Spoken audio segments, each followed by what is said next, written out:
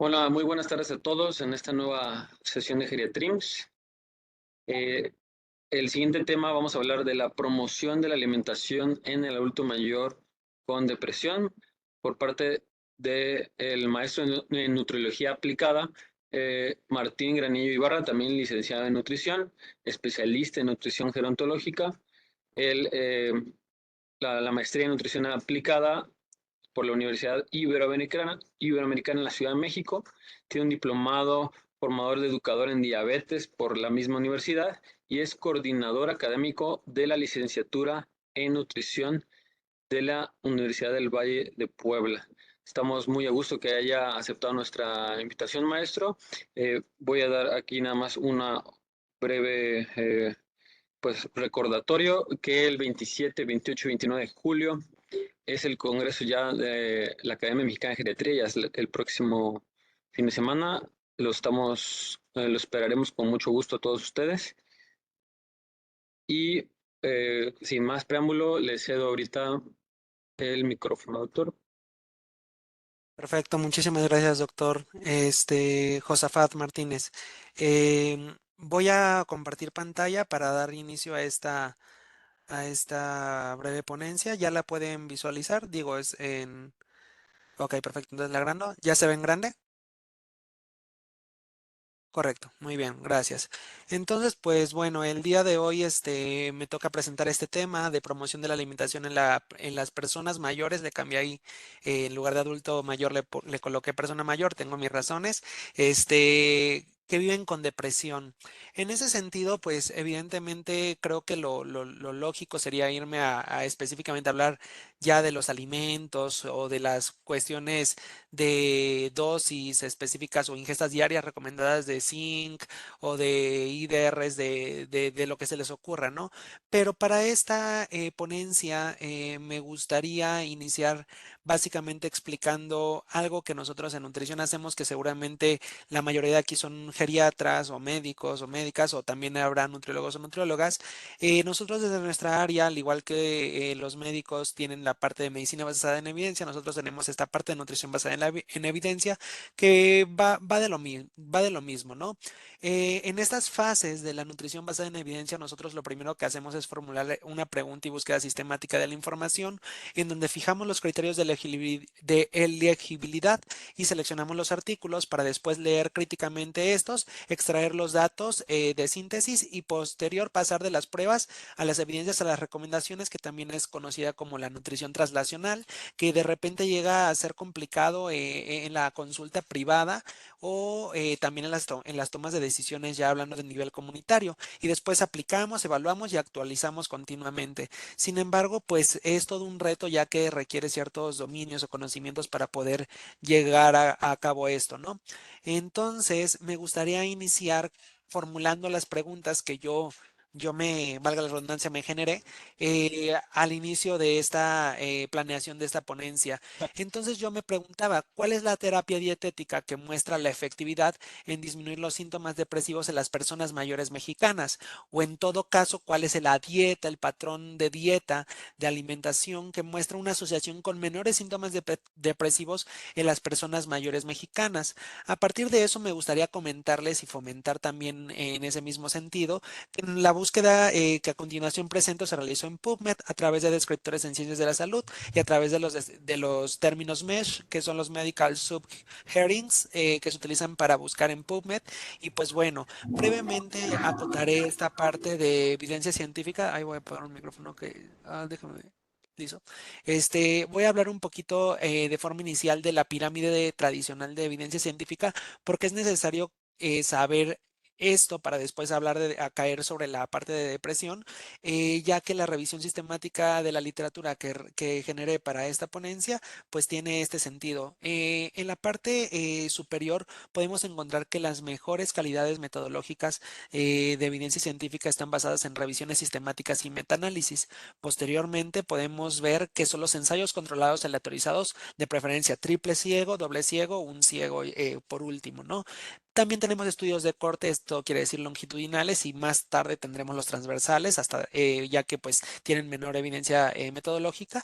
También tenemos los estudios de casos y controles y los series de casos y reportes. Sin embargo, el modelo actual nos denota que más bien serían los ensayos controlados aleatorizados como la cúspide, entre comillas, de esta pirámide, estudios de corte, estudios de casos y controles, series de casos y reportes, y más bien las revisiones sistemáticas y metaanálisis quedan por fuera, pero son como la mejor evidencia porque al final revisa toda esta estos estudios metodológicos que ya se han realizado, ¿no? En ese sentido, para esta ponencia yo incluí metaanálisis y revisiones sistemáticas, al igual que estudios observacionales y ensayos clínicos controlados aleatorizados que hayan sido aplicados en humanos con no mayor a 5 años de antigüedad, aplicables en personas de 65 años o más, utilizando de primera instancia los siguientes mesh y operadores booleanos que se muestran en pantalla, y encontramos que al menos utilizando el mesh de México no encontramos ninguna evidencia científica, ¿no? Y ahí pueden ver los filtros, pueden ver la otra parte, pero ya una vez que quitamos nosotros el mesh y el último operador booleano que va a referencia al país de México, pues porque lo queremos enfocar a esta población, encontramos diferentes evidencias científicas que aquí los coloco en el código QR, lo pueden ir escaneando y consultar el artículo, en el cual podemos ver que esta primera revisión sistemática y metaanálisis evalúa el efecto de las intervenciones que van enfocadas hacia la microbiota y los síntomas depresivos. No voy a abordar de forma profunda cada uno de esos estudios, ya que nos llevaría cada estudio muchísima parte de la ponencia. Solo voy a hablar muy breve y conciso y de forma general, las conclusiones que estos estudios llegaron para que podamos caer a las conclusiones propias de esta ponencia. Este artículo que fue en el 2021 por Hofmeister y colaboradores, que evaluó 62 estudios, de los cuales 50 se incluyeron en el metaanálisis, se encontró que las intervenciones específicamente con probióticos, prebióticos y simbióticos sobre los síntomas depresivos tienen beneficios estadísticamente significativos. Sin embargo, en aquellos estudios individuales que evaluaron intervenciones donde se generaban trasplante de microbiota fecal y para probióticos, ninguna mostró evidencia científica que fuera con significancia para poder después traspolarlo a nuestras poblaciones. Sin embargo, concluye muy brevemente, les digo porque son varios estudios, que todavía no existen pruebas suficientes para favorecer la inclusión de los prebióticos, probióticos y todos los demás que comenté previamente en las guías de tratamiento para la depresión, pero quedan por responder específicas preguntas que, si bien previamente las había comentado, que los prebióticos, simbióticos y los probióticos tienen beneficios estadísticamente significativos sobre los síntomas depresivos, pero no señala cuánto es la dosis, qué cepas específicas de probióticos y prebióticos tenemos que utilizar. Por lo tanto, son las preguntas que nos hacen falta por responder: las dosis, las especies administradas, el momento en relación con con otros medicamentos antidepresivos. Por ejemplo, tenemos otro estudio, algunos sí son más cuantitativos, no los voy a hablar tan general, pero va a depender de la evidencia que les quiera mostrar. Tenemos un segundo estudio que es del 2020, que lo pueden igual escanear en el código QR, que va enfocado hacia la calidad de vida con respecto a los síntomas psicológicos, que evidentemente aquí se incluyen los síntomas depresivos y los efectos de una intervención nutracéutica basada en un modelo de dieta saludable durante 2 meses, el cual fue una intervención aleatorizada, y fue abierta, entonces, que fue denominada Ristomet. Entonces vamos a ver que en esta intervención se intervinieron a 125 sujetos mayores sanos que tenían edad entre 65 y 80 años, pero específicamente en Italia, Francia y Alemania. Esto pues ya debilita desde entrada la validez externa que tendría hacia nuestra población. Sin embargo, es la evidencia científica con la que se cuenta en estos momentos. Y se aleatorizaron 4 brazos: una en que se les daba solamente la dieta saludable, otra que se les daba la dieta saludable más una mezcla de probióticos ya previamente formulada, en otra se les daba la dieta saludable más de limoneno, y en otra se les daba una dieta saludable más aceite. Y de estas 4, bueno, más bien la dieta saludable fue exclusivamente de mantenimiento de peso, es decir, no se hizo una restricción calórica o para buscar un incremento de peso, ya sea por masa muscular u otro componente de la composición corporal. Se trató de que que estuviera fortificado en vitaminas, antioxidantes, polifenoles, ácidos grasos poliinsaturados en relación 3:1, como se muestran en pantalla con omega 6 y omega 3 y fibra. Las cuestiones de las dosis específicas se pueden encontrar en el artículo previamente publicado. A través de este ensayo se recopilaron los siguientes parámetros inflamatorios, componentes mentales, físicos, el Eurocool, síntomas de ansiedad y síntomas depresivos a través del CES-D7, que pues conforman esta parte de lo que nosotros en la práctica clínica en ocasiones hacemos de la valoración geriátrica integral. Y pues bueno, se realizó esta intervención y estas mediciones más bien antes y después de 56 días de intervenciones, por eso que se mencionan que fueron 2 meses. Y también se consideró la proporción de masa grasa corporal como una covariable confusora. Ay, creo que hay un micrófono. Ahí está. Ok, y entonces los resultados de este ensayo se observó que hubo una disminución en la puntuación del CES de 7 en los 4 brazos, pero si observamos el mayor efecto, por así llamarlo, lo podemos ver en el brazo C, que fue donde se agregó una dieta saludable, que ya previamente habíamos dicho que era rica en polifenoles, que era rica en fibra, etcétera, y que incluía aparte limoneno, ¿de acuerdo? Entonces podremos ver en subgrupos de este mismo ensayo que tenían una inflamación media y alta, se produjo una disminución similar en la puntuación de 6 de 7 en todos los grupos, siendo la de mayor efecto el grupo C. ¿De acuerdo? Sin embargo, este ensayo no tuvo grupos de control, entonces es una debilidad metodológica que tiene.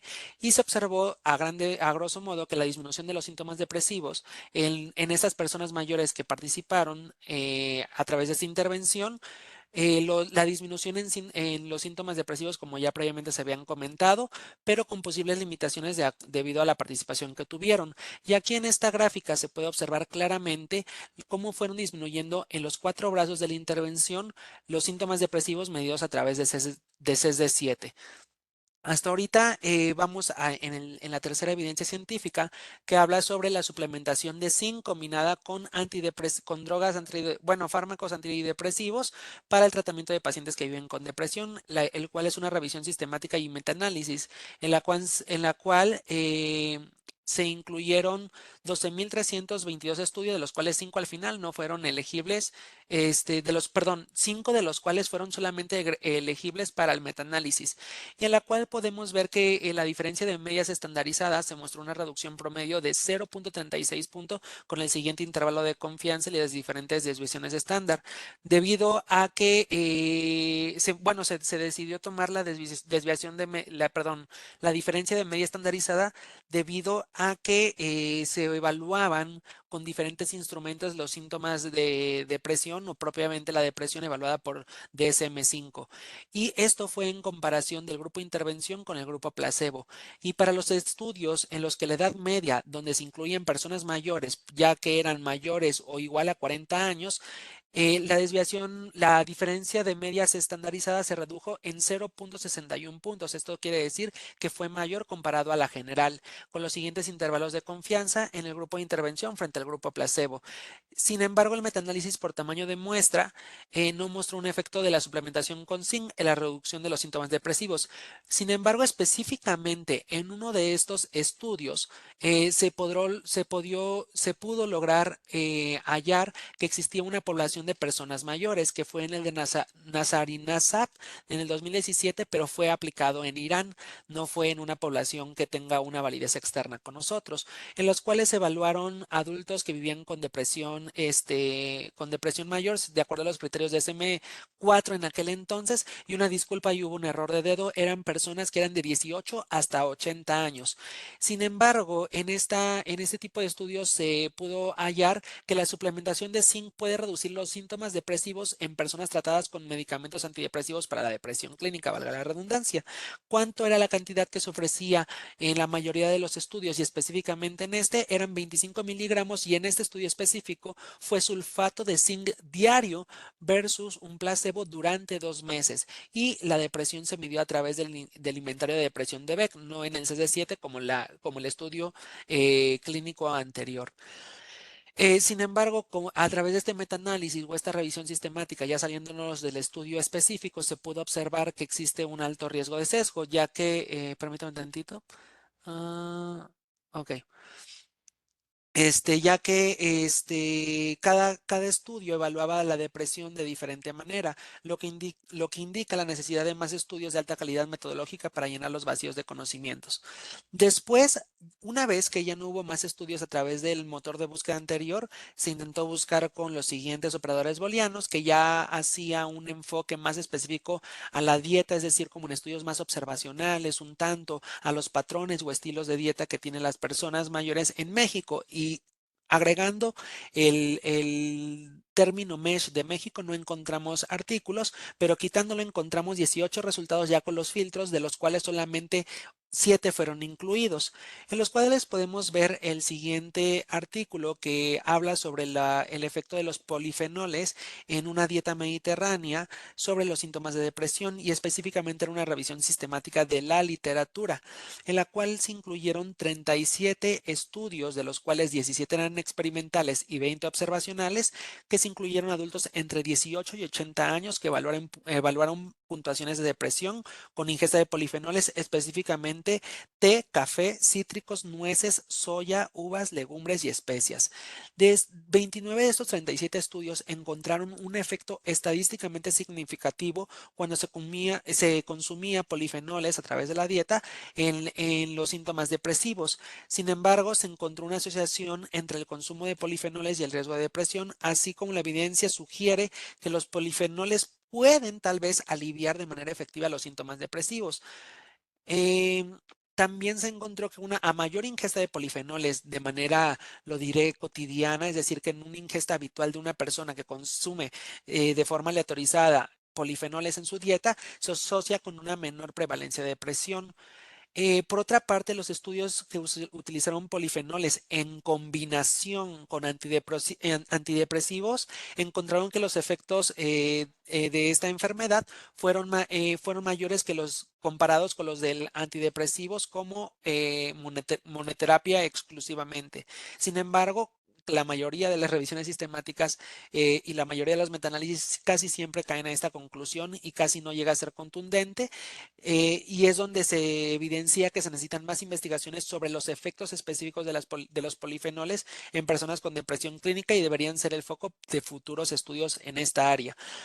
Al igual se sugiere en este mismo artículo que se debe adherirse a una dieta mediterránea para disminuir el riesgo, solamente el riesgo de depresión. Entonces estamos hablando de prevención, ya que la dieta mediterránea tiene un efecto multidimensional y abarca desde funciones antiinflamatorias y también funciona con un método de protección contra el estrés oxidativo. Asimismo, se menciona que la depresión se asocia comúnmente con un estado inflamatorio subclínico caracterizado por un aumento de las citoquinas proinflamatorias y daño neuronal, que podrían ser la dieta mediterránea, a lo que apunta específicamente a abordar, como previamente se había comentado. De igual manera, se comenta que las isoflavones, específicamente de las soyas, el té y los flavanoles del cacao, la curcumina y el ácido hidroxicinámico del café, al igual que los flavonoles de la nuez y las flavononas cítricas y el estilbeno resveratrol, son propicias para disminuir los síntomas depresivos. Sin embargo, se necesitan más estudios sobre el uso terapéutico específico de la curcumina para la depresión antes de poder sacar conclusiones. Al igual, otros polifenoles prometedores incluyeron específicamente al té y al café. Es algo que se resalta dentro de esta revisión sistemática y el metaanálisis. Sin embargo, hacen muchos ensayos clínicos aleatorizados para poder llegar a una conclusión contundente dentro de estos. Después podemos ver si un artículo que habla si la dieta mediterránea específicamente incrementa o disminuye el riesgo de depresión en personas mayores, la cual es una revisión sistemática y es del año 2023, en el cual se especifica que igual la adherencia a la dieta mediterránea podría traer efectos benéficos en los síntomas de depresión de las personas mayores. Sin embargo, la revisión no permite una confirmación clara de que esta introducción de esta dieta contribuya en su totalidad a la reducción de estos síntomas. Los estudios que se incluyeron principalmente eran transversales, por lo cual debilita también los resultados de esta revisión sistemática. Y también se llevaron a cabo con el uso de varios procedimientos de investigación, diferentes herramientas para la evaluación de síntomas depresivos y los principios de evaluación de la dieta mediterránea, es decir, el apego o el estilo o el patrón específicamente, por lo cual se concluye que se necesitan más estudios para confirmar la relación entre los síntomas depresivos y el cumplimiento de un modelo nutricional mediterráneo a este grupo de pacientes. Eh, ok. Eh, Posteriormente tenemos el siguiente artículo, el cual habla de la asociación de la fibra dietaria y los síntomas depresivos, el cual fue una revisión sistemática y un metaanálisis de estudios observacionales, en el cual se evidencia que el consumo de fibra dietética en participantes con depresión fue significativamente menor en comparación con los grupos de control en 4 estudios de casos y controles. Claro que aquí debemos observar que fueron casos y controles. Es por ello que previamente se mostró la pirámide de la calidad de evidencia científica de acuerdo a su metodología. Sin embargo, se encontró que a mayor ingesta de fibra dietética total se asocia con menores probabilidades de depresión, por lo cual se concluye, como en la mayoría de las revisiones sistemáticas hasta ahora, que se necesitan más estudios para poder evaluar la relación específica entre los diferentes tipos de fibra dietética y la depresión. Casi por último, tenemos el siguiente metaanálisis y revisión sistemática del 2018, en el cual se evalúa un índice de calidad de la dieta alternativo específico para evaluar el riesgo de depresión, en el cual brevemente se concluye que el apego al AGEI, que es el índice alternativo de alimentación, saludable del 2010 está asociado con una reducción en el riesgo de depresión. Para poder visualizar el AGEI 2010, muestro la siguiente captura de pantalla que fue tomada del artículo, en la cual podemos ver en la columna de la derecha que para obtener mayor puntaje, esto quiere decir que es más saludable, y para poder obtener este mayor puntaje, que cada score se va evaluando de 10, por cada 10 puntos, observamos que la persona mayor tenía que consumir al menos 5 porciones al día de vegetales o más de esas porciones. Tenía que consumir al menos 4 porciones de frutas o más de esas porciones. Tenía que consumir 75 gramos de granos enteros o 90 para los hombres, para poder ir puntuando y orientándonos hacia el mayor puntuación en este índice de calidad de la dieta saludable alternativo. Al igual podemos ver específicamente en el sodio, el cual recomienda que la ingesta en mujeres sea menor o igual a 1112 miligramos al día y en hombres menor a 1612 miligramos al día. ¿Correcto? Entonces podemos, con esta evidencia científica no pretendo que queden datos contundentes en cuestión cuantitativa porque no es lo que estoy presentando, ya que la mayoría de las conclusiones son no concluyentes, valga la redundancia. Esto quiere decir que faltan muchísimos ensayos clínicos aleatorizados, más estudios de cohorte que puedan evidenciar toda esta o que respalden todo esto que estoy presentando. Sin embargo, ya nos permite ver una orientación de hacia dónde debería de ir la promoción de la dieta en las personas mayores que viven con depresión. Brevemente me gustaría presentar el icono, el gráfico que nosotros en el área disciplinar de nutrición utilizamos, basado en las guías alimentarias saludables y sostenibles para la población mexicana, que fueron publicadas precisamente en este año a través de la Secretaría de Salud, el Instituto Nacional de Salud Pública y el UNICEF, la cual nos especifica a grosso modo que cualquier persona mexicana debería consumir al menos la mitad de su plato verduras y frutas que fueran específicas de temporada y producción local, y sé que de repente puede parecer como un poco simple, pero toda la evidencia científica cae a este tipo de iconos, pero obviamente adaptados específico a la enfermedad de la que vayamos a tratar. Este mismo icono nos dice que al menos en nuestros tiempos de comida principales, esto quiere decir desayuno, comida y cena, las personas deben incluir granos y cereales, pero aquí es donde pasamos la evidencia científica a la realidad y decimos no todos los granos y cereales. La evidencia científica está orientada hasta este momento a patrones de estilo de dieta mediterránea. Acabamos de ver que el índice de calidad alternativo saludable del 2010 está orientado a granos enteros que también están apegados a una dieta mediterránea y son los que se deben de incluir, hasta mañana, se deben de incluir dentro de este plato de las personas mayores que viven con depresión.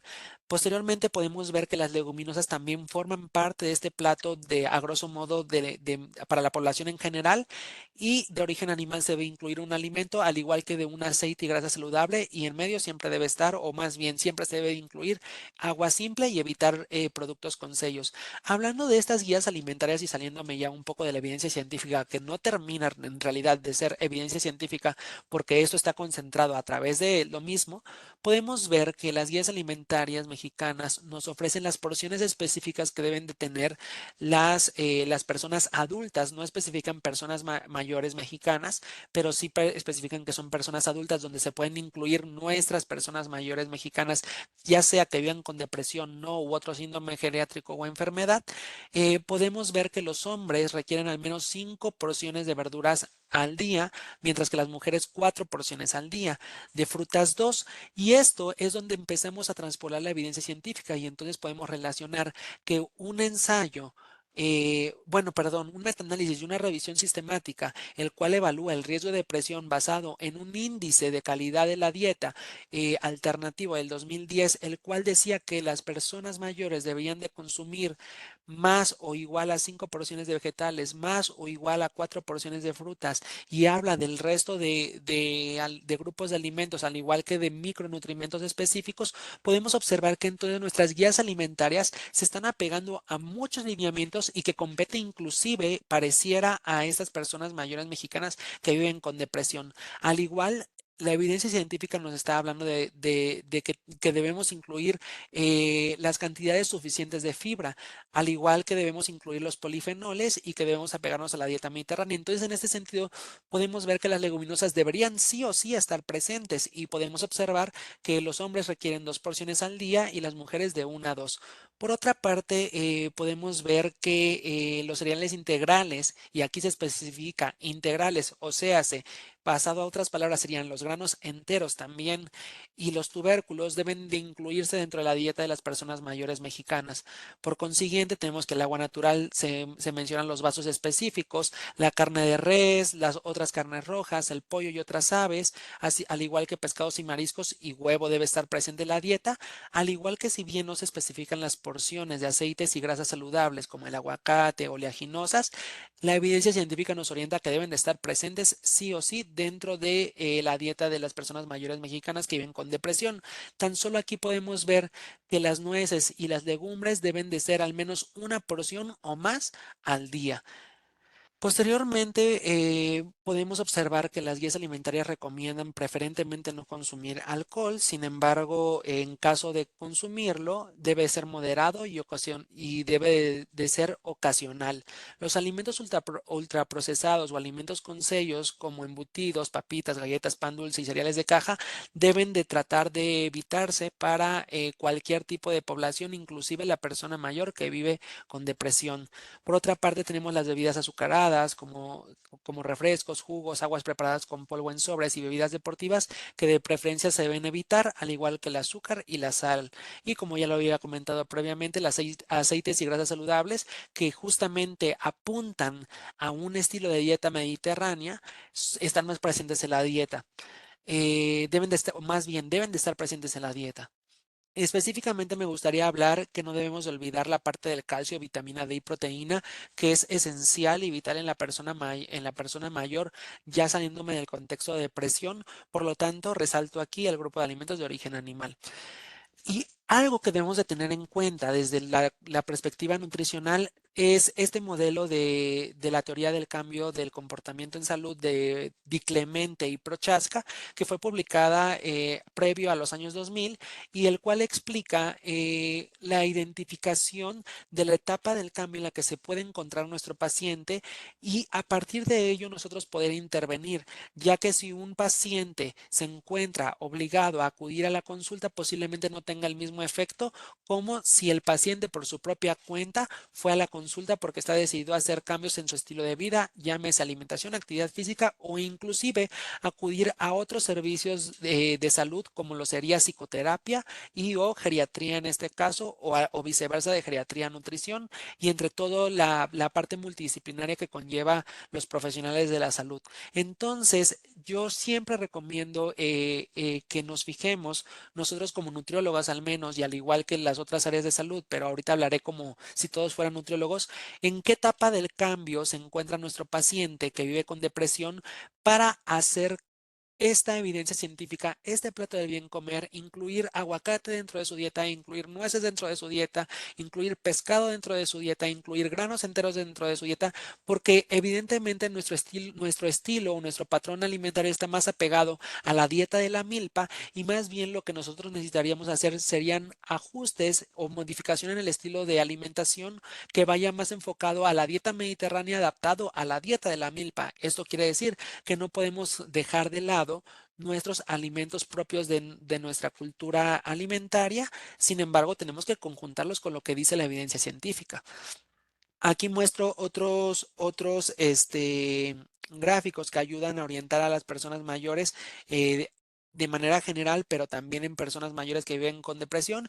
Y por último muestro uno en el que se trabajó en conjunto con la Universidad Iberoamericana y el Centro de Evaluación del Adulto Mayor de la Ciudad de México, en el cual está orientado de forma similar y está adaptado del plato de TUFS, pero que incluyen algunas recomendaciones que el plato del bien comer de las nuevas guías alimentarias ya implementa.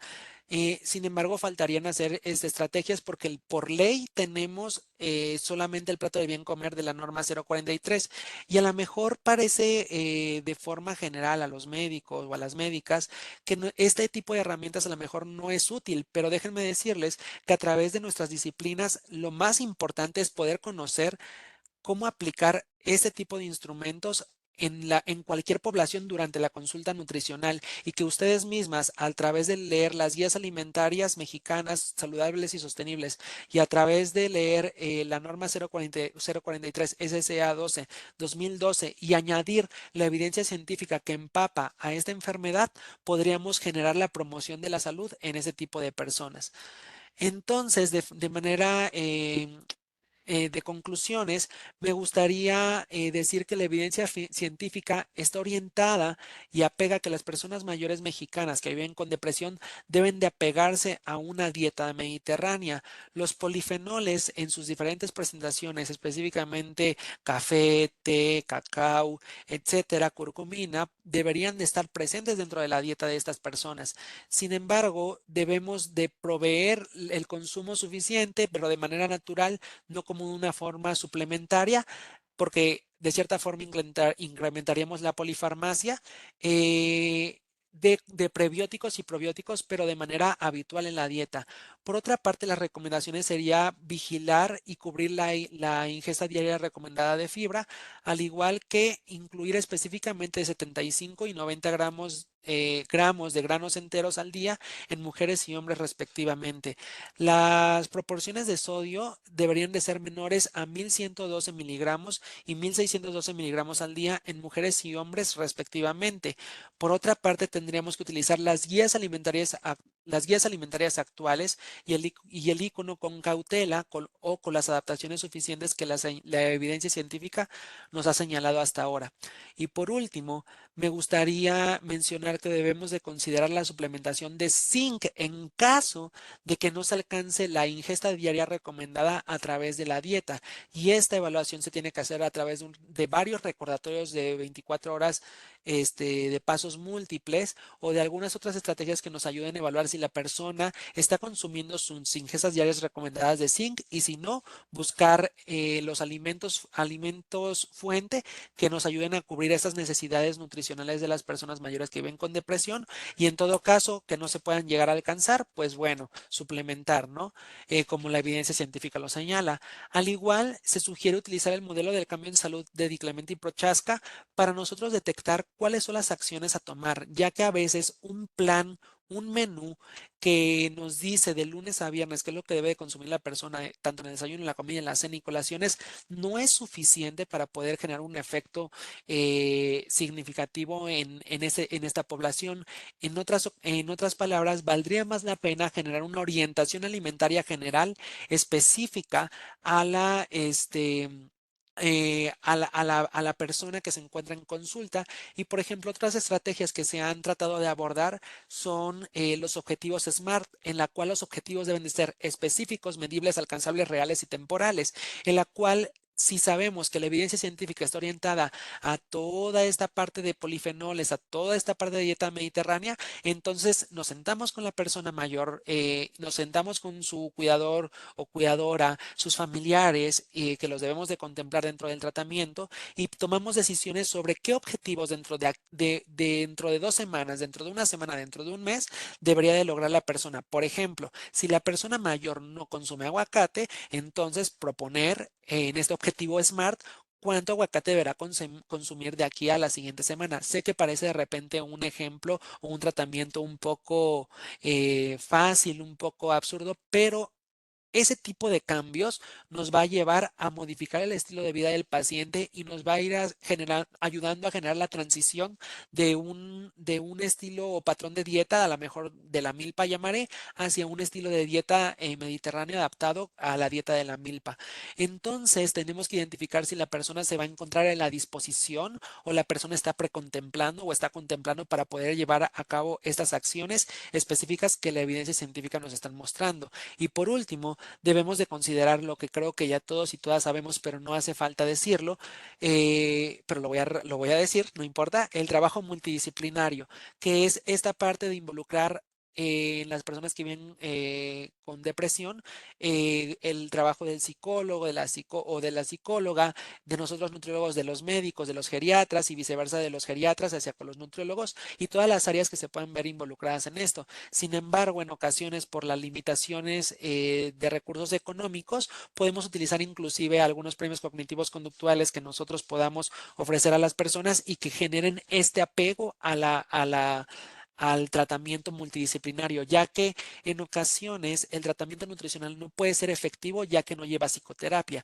o el tratamiento nutricional en la persona mayor mexicana que vive con depresión no puede ser efectivo porque no lleva geriatría, o viceversa. Entonces buscamos modelos cognitivo-conductuales que ayuden a apegarse al paciente a estos tratamientos y por ende, al recibir la integración multidisciplinaria de los diferentes profesionales de la salud, todos los tratamientos a su vez sean muchísimo más efectivos. Eso sería todo por el momento. Les agradezco muchísimo su atención y bueno, vamos a la parte de preguntas y pues bueno, los leo. Muchísimas gracias. Muchas gracias, maestro, por su excelente ponencia. Estuvo muy puntual ahí de la mano todos los metaanálisis y la evidencia hacia cómo está actualmente planteada nuestra alimentación en México por parte de las autoridades. Vamos a dar espacio ahorita a las preguntas. Creo que ya hay una por acá. Es de NC. Pregunta NC, ¿cómo puede... eh, permítame, es que llegaron de jalón otras 4 preguntas.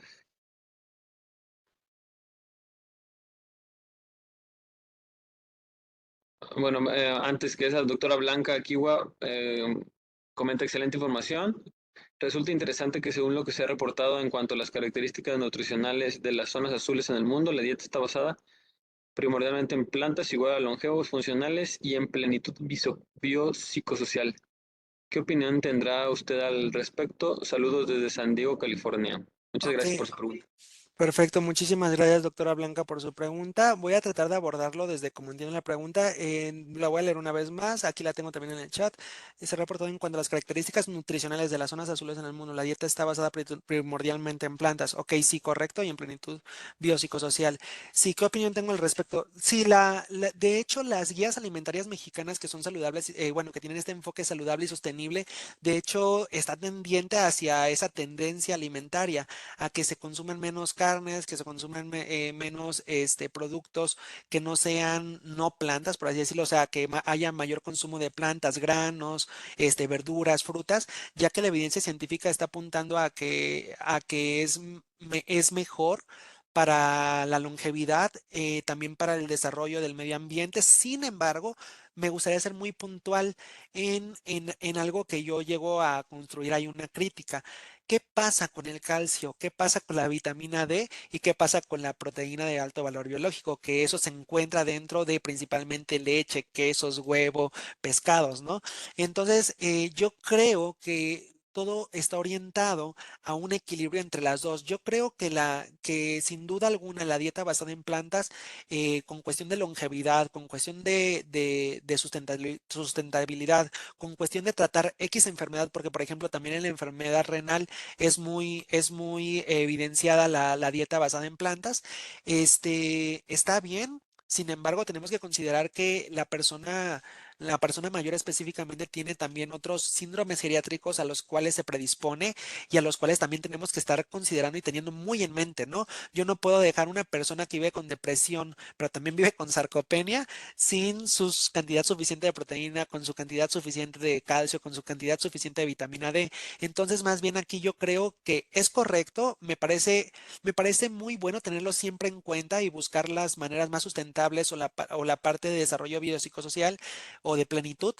Pero tenemos que tener en cuenta la realidad clínica, la plausibilidad biológica y las cuestiones fisiológicas que conllevan o atañen principalmente a nuestras personas mayores mexicanas. Entonces, mi opinión es como mantener un equilibrio, aunque sí, la evidencia científica, sí tengo que ser honesto, está apuntado a dietas basadas en plantas, cuestiones mediterráneas, etcétera, ¿no? Eh, Listo. Muchas gracias, maestro.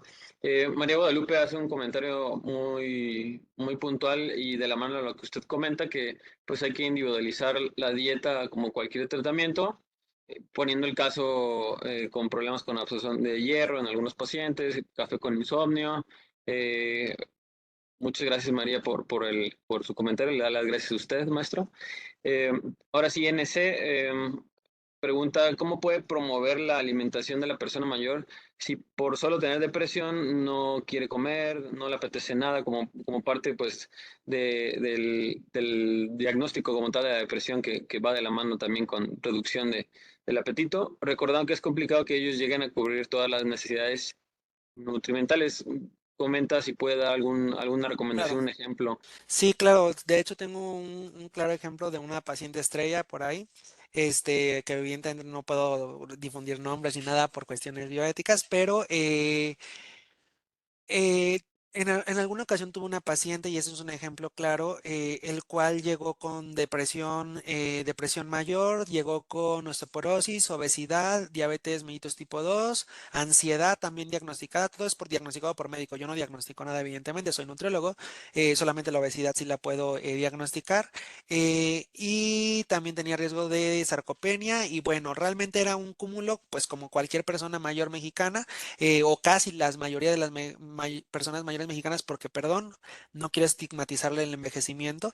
Y esta parte de esta persona mayor que llegó a mi consulta quería generar cambios específicamente en diabetes, ¿no? Era por la parte de la cuestión glicémica, pero ante yo saber que esta persona vivía con depresión, yo notaba que el apego al tratamiento, no era, no, ella no tenía la autoeficacia para poder llevarlo a cabo. Entonces yo noté que específicamente en los cambios de alimentación ella se encontraba en una etapa de precontemplación o contemplación dentro de este modelo de cambio de la teoría de Prochaska y Clemente que previamente mencioné.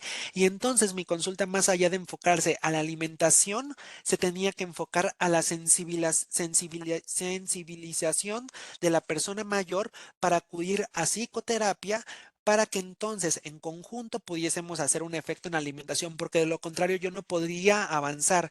Entonces, en esas personas mayores que llegan con depresión, que llegan con depresión a la consulta, que no quieren comer o no apetece nada, debemos de primera instancia, antes de actuar en cuestiones de alimentación, sensibilizar ante acudir a los diferentes profesionales de la salud para que posteriormente tenga efecto.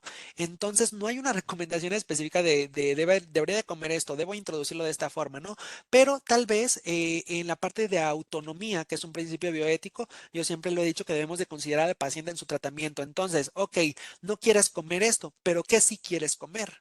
¿No? Y entonces generamos esta negociación con el paciente para poder incluir alimentos que desde su propio apetito podamos involucrar en su dieta, pero que también tengan límites y que también nosotros podemos negociar e introducir alimentos que son benéficos para su salud, y tal vez de hoy para la siguiente semana o de aquí a dentro de un mes no vamos a lograr cambiar totalmente su estilo de vida, pero el incluir al menos un alimento que antes no incluía y que está apuntado hacia la evidencia científica, yo creo que ahí es ganancia, e ir sumando diferentes alimentos que vayan enfocados hacia esta modificación del estilo de vida. Muchas gracias, maestro. Quisiera aquí puntualizar que de repente los pacientes tienen ya ciertos, incluso mitos familiares con respecto a comida o conocidos, amigos familiares que, que con esta infodemia pueden contribuir a que un paciente rechace cierto alimento cuando resulta que es un alimento benéfico. Entonces también entra en nosotros como aclarar estos mitos que se van generando por la infodemia hoy en día.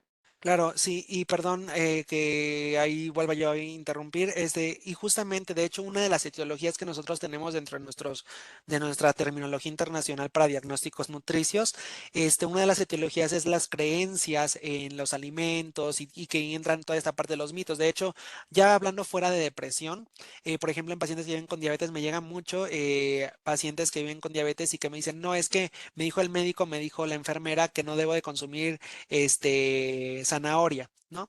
Y yo me quedo pensando, ¿por qué la zanahoria no? Cuando yo voy al Sistema Mexicano de Alimentos Equivalentes, observo cuántos hidratos de carbono tienen y sin problema la persona mayor mexicana con diabetes puede vivir, puede consumir este tipo de alimentos, ¿no?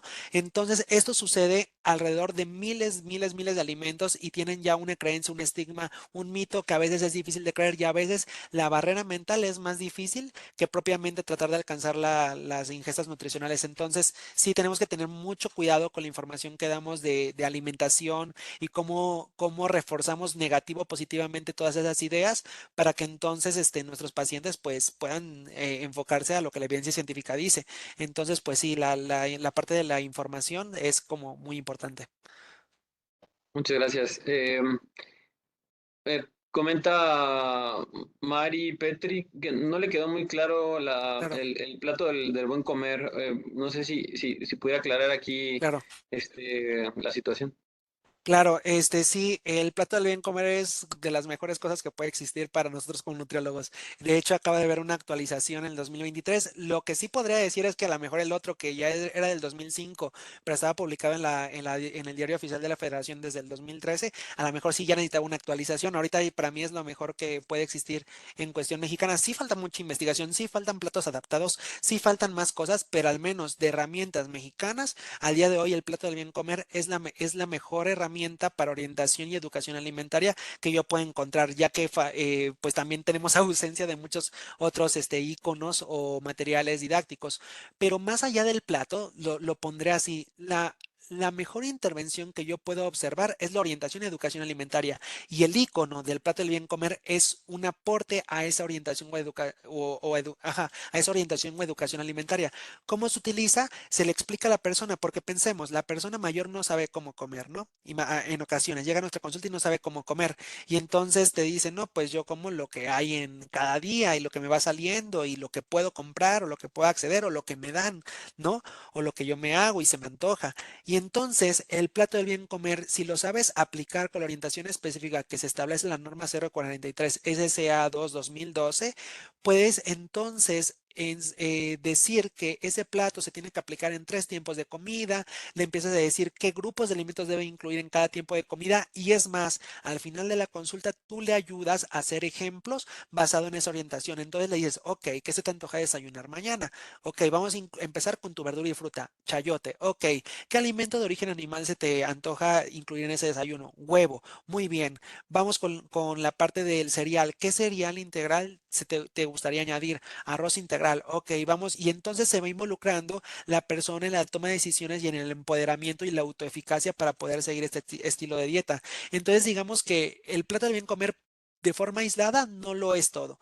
Tienes que ser el plato del bien comer que sí se sigue utilizando y está actualizado al 2023, en conjunto con orientación y educación alimentaria. Eso sería lo mejor.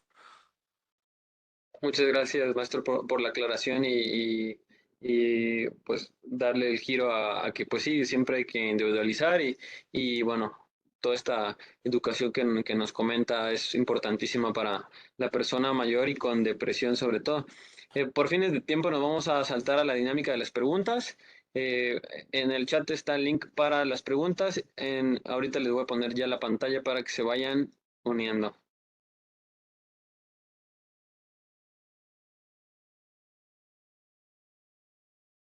Listo, si gustan irse uniendo. Tenemos hasta ahorita 17 integrantes. Actualmente tenemos 200 participantes a nivel nacional e internacional. Tenemos el ejemplo aquí que nos hablaron desde San Diego, California. Tenemos participantes de Ecuador, de Perú, de España.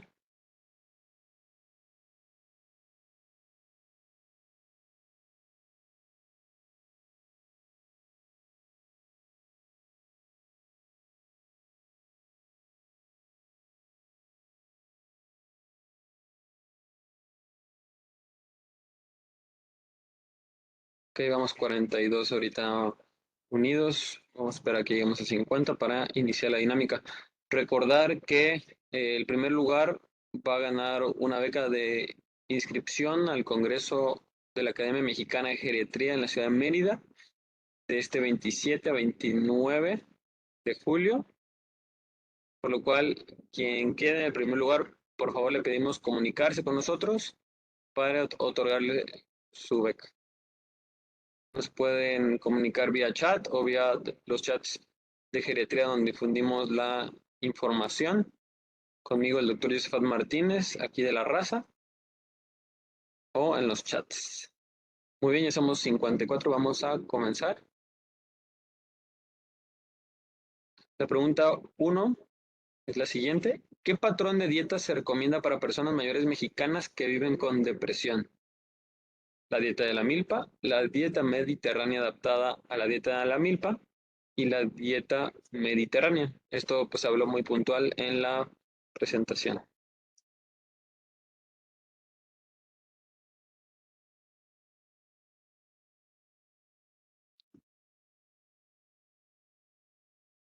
Muy bien, aquí hubo eh, la correcta tuvo la mayoría de las respuestas con la dieta mediterránea en segundo. No sé si quisiera que aclarar un poco, maestro.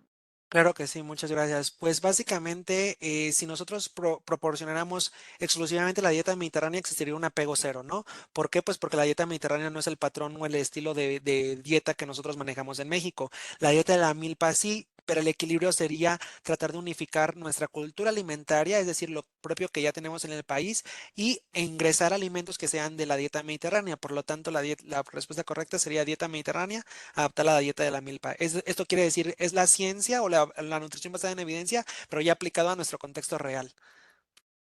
Muchas gracias por la aclaración. Ahorita tenemos el puntaje, la matrícula 9914-43034 en primer lugar, José Carlos segundo y Magali en tercero. Vamos a la siguiente pregunta. Recuerda que entre más rápido se conteste, más puntos da. ¿Qué documento de referencia puede ayudarme a generar orientación alimentaria en estos y estas pacientes?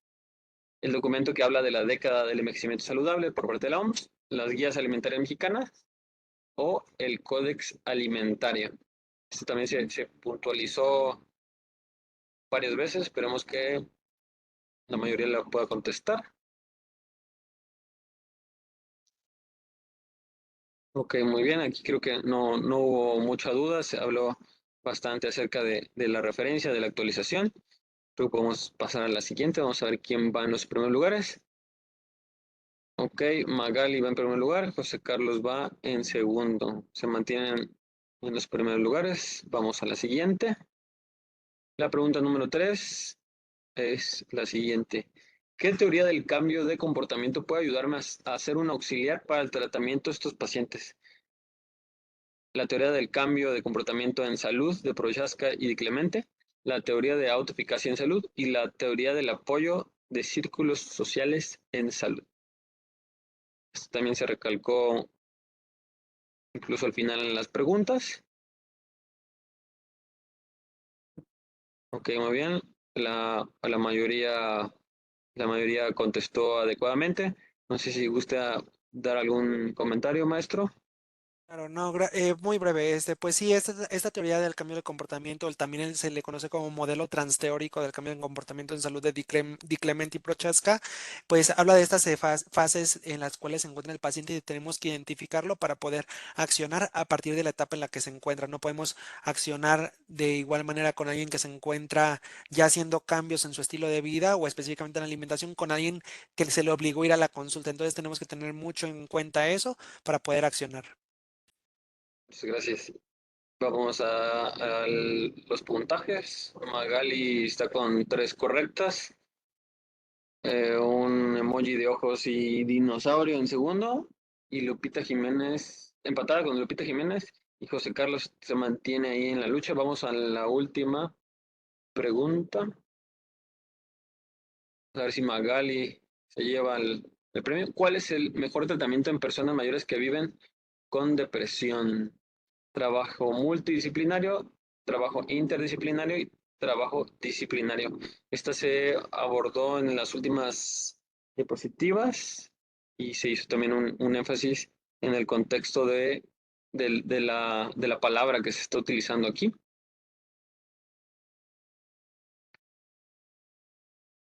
Listo, muy bien. La mayoría contestó trabajo multidisciplinario. No sé si quisiera hacer algún comentario. De repente hay duda entre la palabra interdisciplinario y multidisciplinario, sobre todo en algunas propuestas de atención a la salud. No sé si pudiera diferenciarnos Claro. esto. Sí, por ejemplo, bueno, el trabajo disciplinario sería el de mi propia disciplina, nutrición, por ejemplo, ¿no? En la parte interdisciplinario de los mismos especialistas, nutriólogos, por ejemplo, hay nutriólogos clínicos pediátricos, hay nutriólogos gerontólogos, hay nutriólogos clínicos, hay nutriólogos que se enfocan más a la parte oncológica, entonces yo podría ver entre mi misma disciplina quiénes de nosotros, pero al final nutriólogos exclusivamente, podemos abordar esta parte. Y el trabajo multidisciplinario ya son disciplinas distintas que abordan al paciente. Entonces aquí son múltiples disciplinas que abordan al paciente. Muchas gracias Sí. por la aclaración.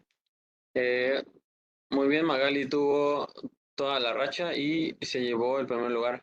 Magali, por favor, comunicarse si es usted residente, con algunos coordinadores de la especialidad, profesor titular o adjunto, si no, ahorita por este chat o los chats de geriatría. En segundo lugar, quien tiene el emoji de dinosaurio, Lupita Jiménez y José Carlos Cerca. Pues muchísimas gracias, maestro, por apoyarnos con este tema tan importante y llevarnos de la mano de los metaanálisis de la evidencia actual. Eh, Me gustaría nuevamente invitar a todos al Congreso de la Academia Mexicana de Geriatría, que en colaboración con Geriatrims hace un esfuerzo por llevar a la ciudad de Mérida este congreso. Ojalá pudieran todos participar. Si no, los esperamos también en el Geriatrims, que va a ser en la Ciudad de México. También ahí los esperamos. Y no sé si quiera dar algún mensaje final, maestro. No, pues solamente eso, que tal vez esa parte que en este momento tengo esa voz y esa oportunidad de poder dialogar con médicos, y yo creo que en esta parte en la cual, por ejemplo, observé lo del plato del bien comer, ¿no? Sí, claro. Existe mucha disyuntiva al respecto de si utilizarlo o no utilizarlo, pero creo que nosotros al final como nutriólogos, creo que tratamos de impulsar lo que nuestras herramientas, nuestra evidencia científica ha demostrado y si esta parte de la promoción de la salud a través de ese tipo de alimentación lo hago a través de ese plato del bien comer, no es por una nula razón o no es porque me guste de forma gráfica, ¿no? Entonces, por ejemplo, así como yo creo que debemos de respetar muchísimo nuestras disciplinas, tanto médicos, yo no me meto, por ejemplo, con cuestión de fármacos y viceversa, pero sí podemos tener este contexto y trabajar de forma multidisciplinaria y en conjunto y a la par, porque al final el beneficio es pues para la persona mayor, que creo que es nuestra vocación también principal, ¿no? Entonces, pues en esta parte, como creer, confiar, pero trabajar multidisciplinario y preguntar si tengo dudas. ¿Por qué el plato del bien comer? Sí, ¿no? Y hasta el final nos vamos a un debate científico, ¿no? Pero nada, creo que es lo que me gustaría como aportar como conclusión final y muchas gracias por la invitación. Muchísimas gracias a usted por aceptar también nuestra invitación. Pues lo esperamos próximamente en alguna otra ponencia relacionada también. Y pues muchas gracias a todos ustedes por ingresar, por participar continuamente en las preguntas. Siempre habrá este tipo de dinámicas. Y pues muy buenas noches y lo esperamos todos en Mérida. De acuerdo, hasta luego.